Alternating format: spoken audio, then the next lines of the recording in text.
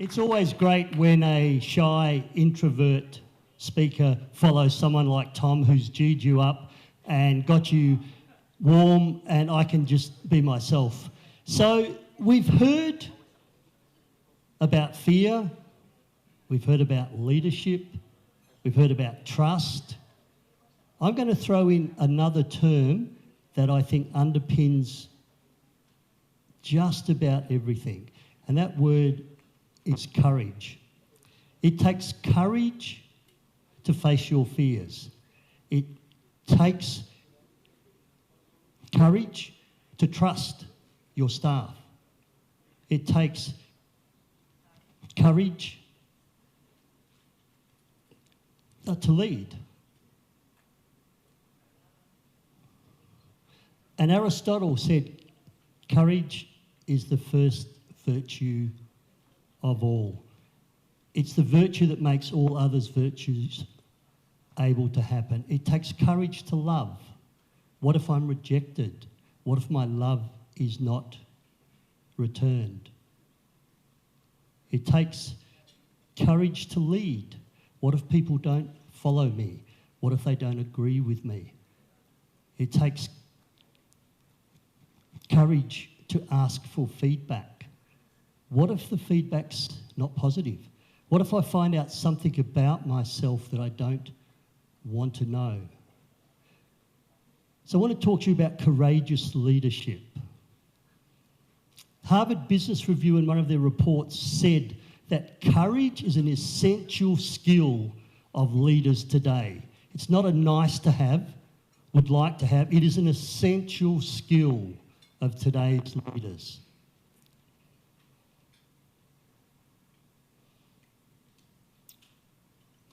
The bad news is they also found that courage is lacking around our leaders, our managers, our organisations right now, right today. Leaders play it safe. They stay within their comfort zone. They set goals that they can achieve. Those key performance indicators, we can all tick them off, and then we all get paid our bonuses. Let's keep it safe. The world is changing. Volatility, uncertainty, disruption. We've heard all about that rapid change. Being safe as a leader is no longer the way to go. We need to be courageous leaders. The other thing that Harvard found, and the good news, is courage is a skill that you can all learn. And my aim today is to show you 2 or 3 ideas that may just encourage you, inspire you to be more courageous in your future as a leader, in your career, and even in your life.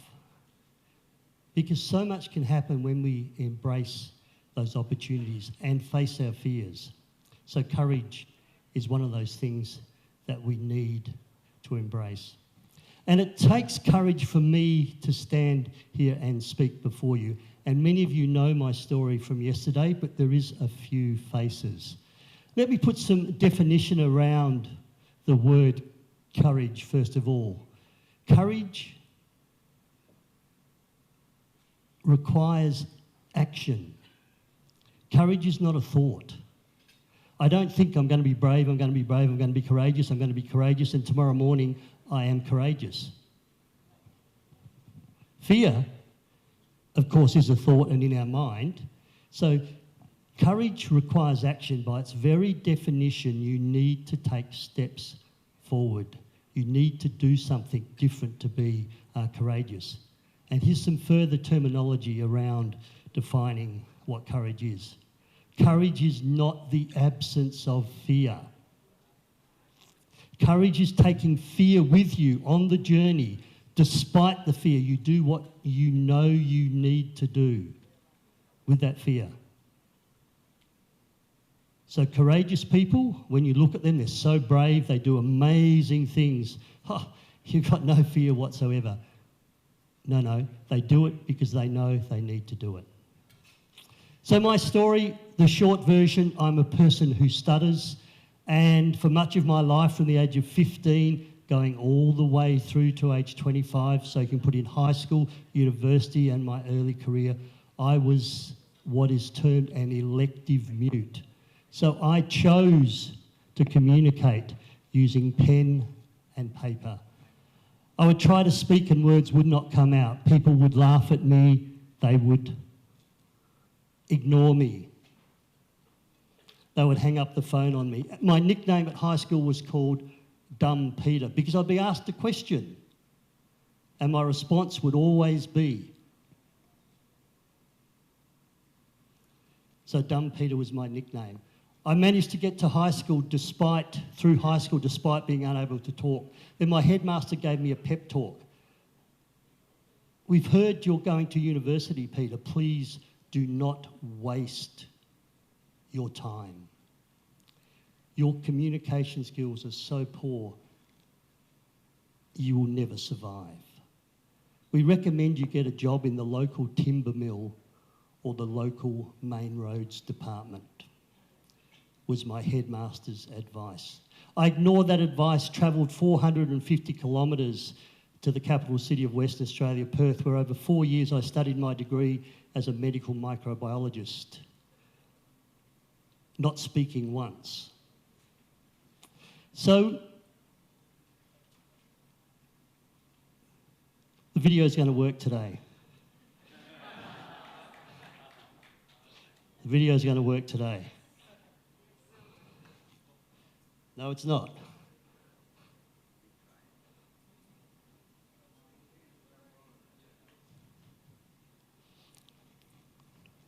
Volume up.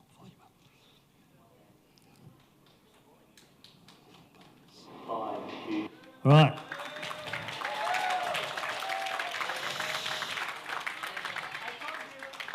You've got to love technology. But as you know, the show goes on. We're professional speakers. And I'll cut my time accordingly. Just leave volumes up. Just leave it. My name's Peter Dew, and I live at 5 Hughes Street.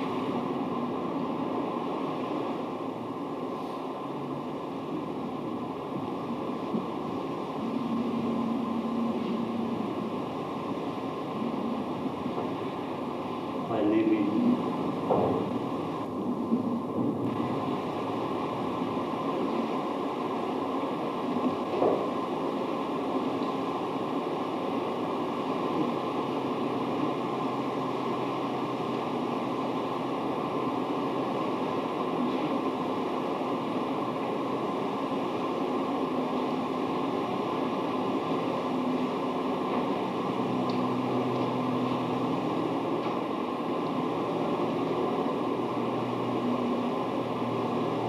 try again.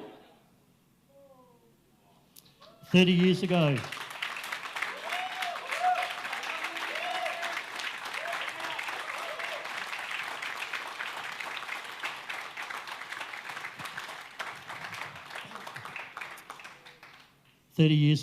The simple question of where do I live? Not a deep philosophical, hard to think about question. You've seen a minute, 15 seconds. You still do not know where I live. So every second or third word, my struggle would take 1 to 2 minutes to create one word. And when it comes out, spray of saliva, spray of blood. That's why I gave up speaking. That's why I chose pen and paper. So how did I move from that video to being a professional speaker? People ask me that. So I want to share with you as leaders, as emerging speakers, as managers, 4 steps so you can safely, a safe way to be more courageous in your life, a safe way to be more courageous in your leadership style. So let me start. Courageous leaders, the first step in a safe way to be more courageous, safe leaders set stretch goals. I spoke about the leaders earlier on. They stay within their comfort zone. They set achievable goals, achievable targets so they can tick them off, get their bonuses and be seen as doing a good job. That's not courageous leadership. Today needs leaders that set stretch goals. You will know when you've set a stretch goal, it causes a visceral response, a gut response. We have 3 sets of neurons in our bodies, 3 brains. You know about the head, most of us know about the heart. The heart can keep beating when the brain is dead, and we have a bundle of neurons in our gut. So when you set a goal at a meeting and you say to yourself, did I really say that we were going to increase productivity by 15%? You will know if it's a stretch goal because you'll feel it. Did I really put that number down in the planning document that we would reach this target by next year? And you'll feel it in your gut. You saw my video. You saw me yesterday. You're seeing me today. Would you say it's fair to say that's a stretch goal to go from there to here? Please understand that wasn't one goal. There was many, many, many goals on the way. Each of them stretched me.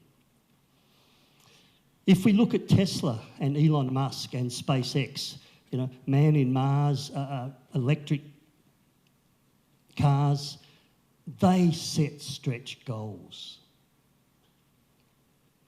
I'm going to get you to pair up. Speak to the person next to you. Pick one goal that would be of benefit to you as a leader, as a speaker, as a manager. One goal. And share it with the person next to you, but it has to give you that gut experience, that gut feeling. And Jem, I can see you there. You have a goal that I know scares the living daylights out of you. Please share it with the person next to you. I'll give you 60 seconds. Set yourself a goal, share it with the person next to you, and feel the visceral response. Otherwise, it's an easy goal.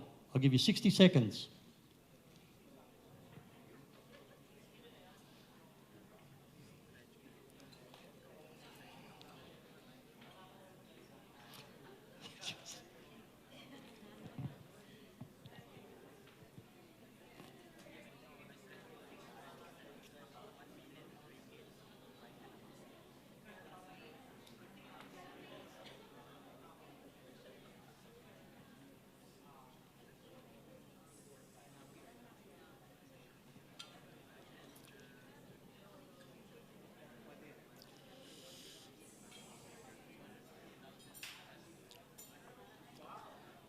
Thirty seconds to go, 30 seconds, so swap.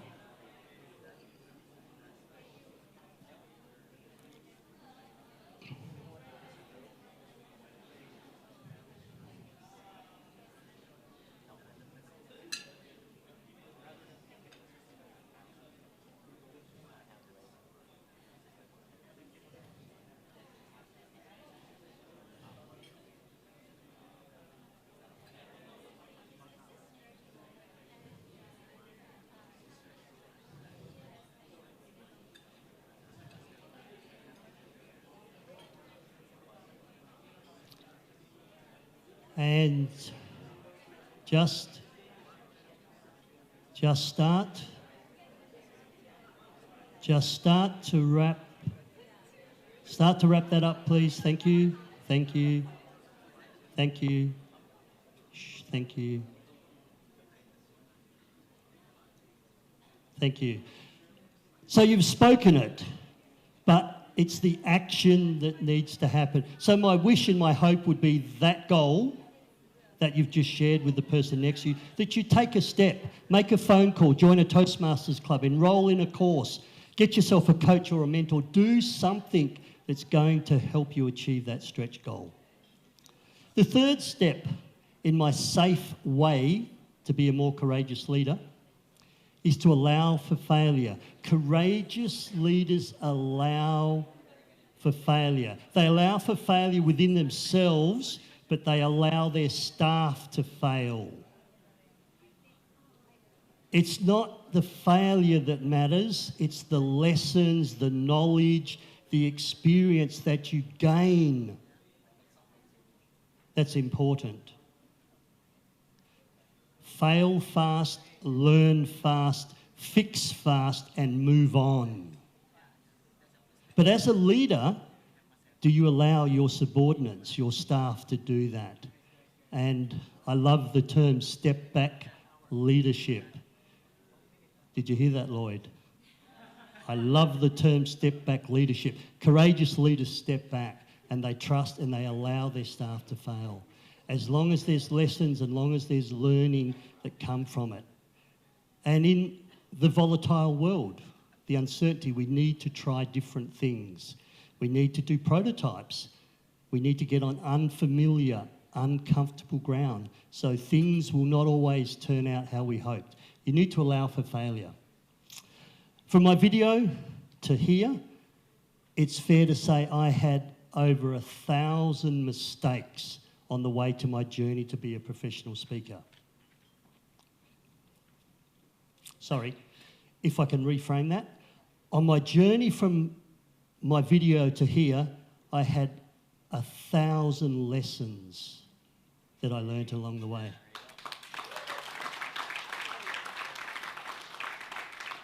In fact, I've never made a mistake in my life. I've just had some valuable lessons.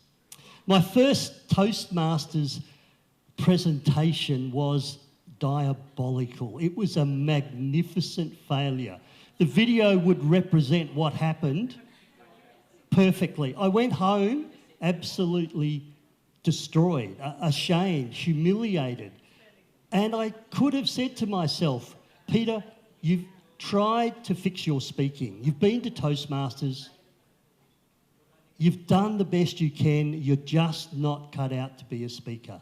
Go back to looking down the microscope. But I didn't.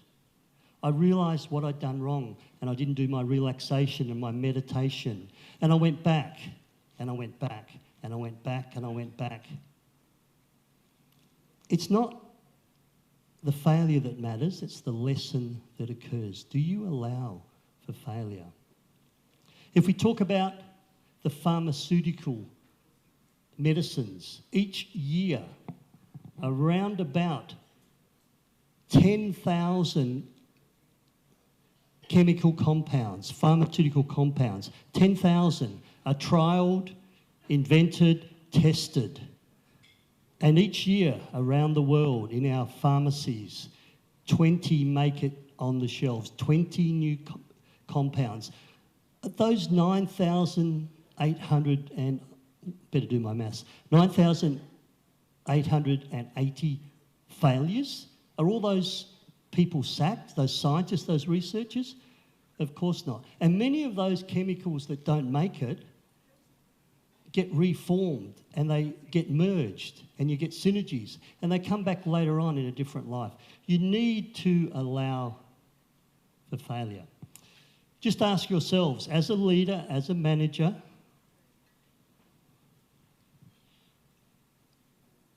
do you allow people to fail? Do you allow people to fail?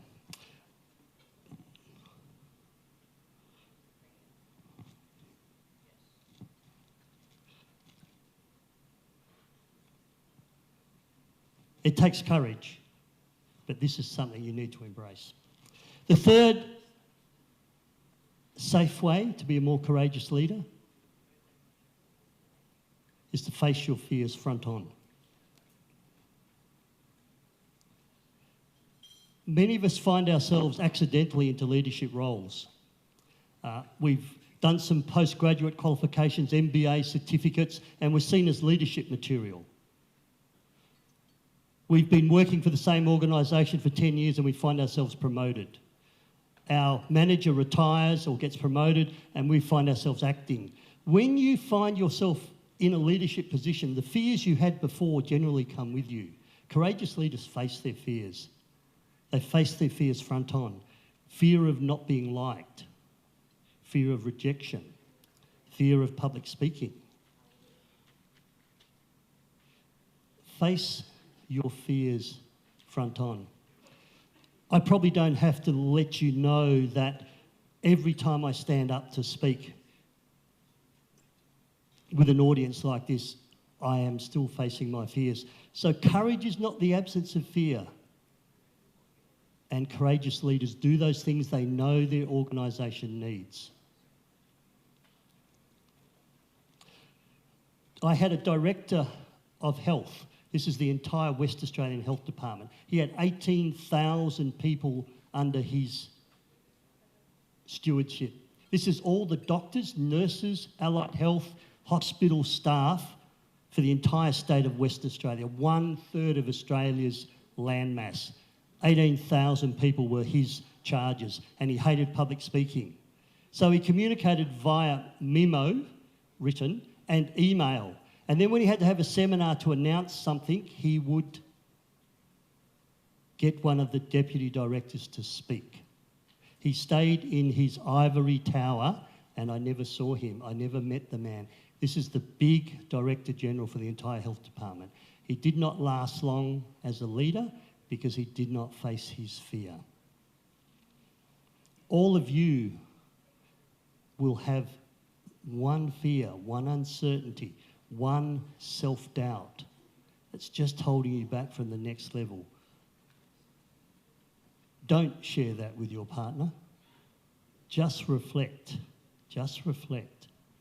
and take a step tomorrow and next week.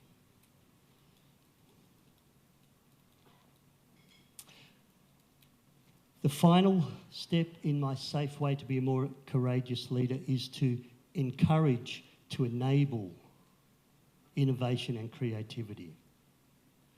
It's a fast-changing pace, volatility, uncertainty. And the word I use, or the sentence I use, is adapt or die. And of course that comes from Charles Darwin. I was just looking at that.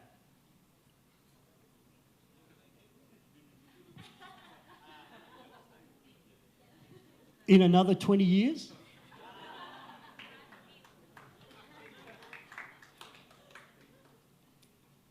It's adapt or die. Adapt or die.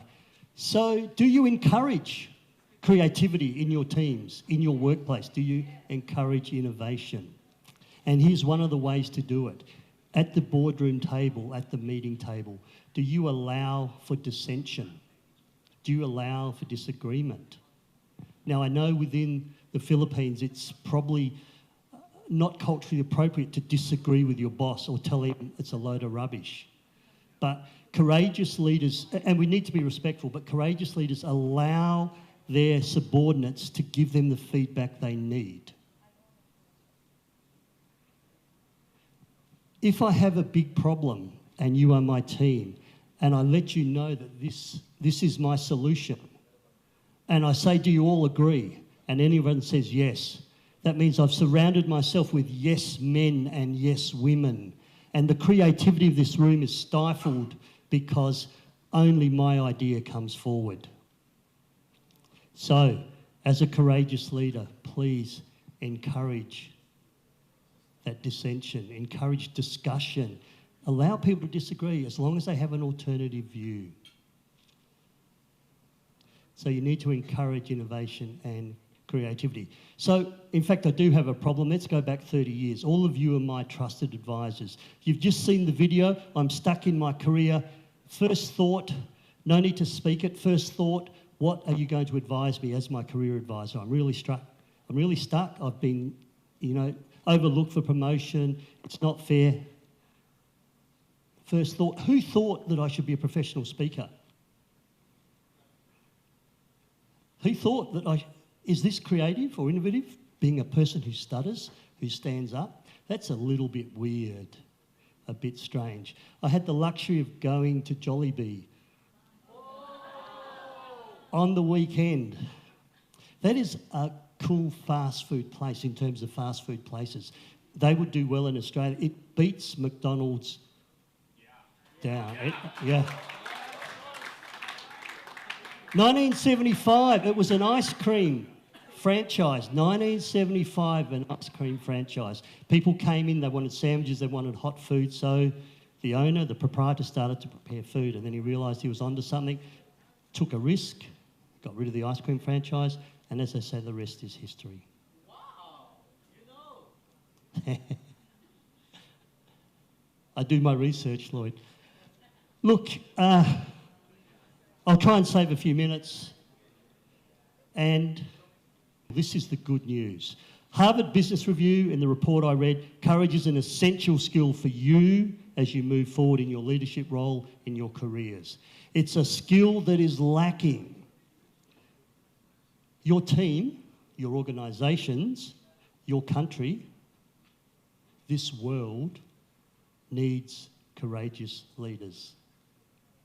I'm going to challenge you to never let fear, self-doubt, uncertainty be the reason you don't do what you need to do. And of course, if I can stand here, if I've got the courage to stand here and share my story with you, you guys, you can do anything you want to. Thank you.